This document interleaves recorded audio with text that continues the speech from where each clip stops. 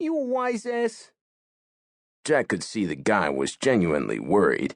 He thought about boxing up and moving all those copies of Life and regretted the remark. Sometimes the mouth runs ahead of the brain. People get in trouble that way. Tell me about it. He forked over at Jackson. The guy slipped it into his pocket and didn't ask for sales tax. Fine. Jack walked out with his treasure and slipped it onto his pinky finger. He ambled east toward Times Square, thinking not of the shadow, but of Disney instead. What he remembered most about Disney World from the couple of times his folks had taken him there during the 70s was how clean it had been. Could that happen here? Times Square was anything but clean, and 42nd Street even less so. But grime and kitsch and porn and fringe people were part of the ambiance. Take that away and replace it with a bunch of high-end chain stores, and what did you have? You had a freaking mall. Might as well move back to Jersey. As he crossed Duffy Square and headed up 7th Avenue, he realized the writing had been on the wall for a couple of years now, ever since the state started buying up properties along the Deuce, especially the old theaters. Plus ça change? Jack doubted it.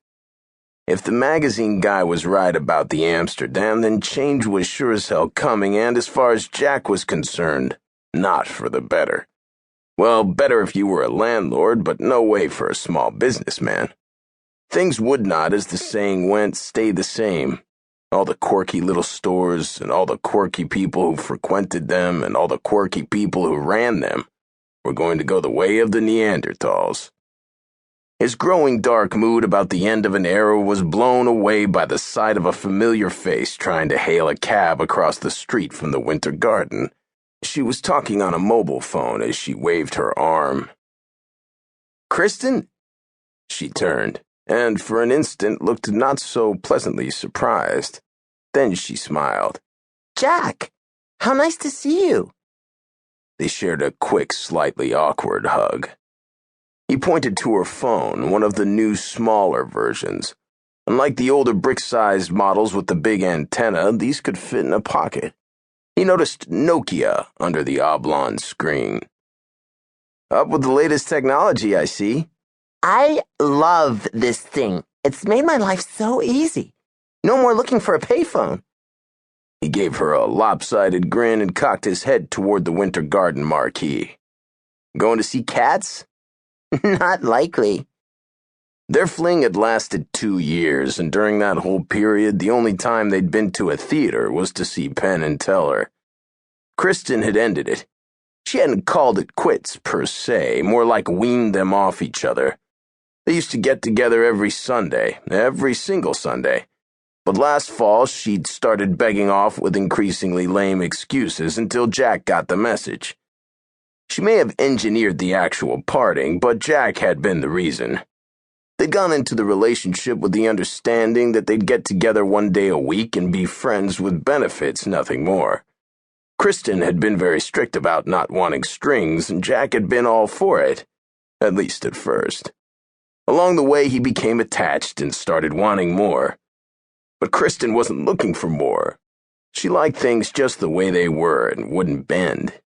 Jack had suffered through the process of attenuation, but after clearing the air at an official breakup lunch between Christmas and New Year's, they'd parted friends. Seeing Kristen again for the first time in weeks made him realize he was still carrying a torch for her. "You've let your hair grow," he said. "A little." She had a roundish face, dark hair, blue eyes, and a bright smile that always made him want to smile too. She wore her fur-lined raincoat. "Can I see?" "What?" "The Amaji." "You still getting off on that?" "I don't know about getting off." She rolled her eyes, did a quick turn, and lifted her hair. She had one tattoo, and it decorated her nape, a Sumerian symbol known as Amaji. He caught the briefest glimpse, and then she dropped her hair. "I was heading for a late lunch," he began. "Oh, I'd love to, Jack, but I've got to get down to FIT. I have class." Years ago, she dropped out of the Fashion Institute to work full-time.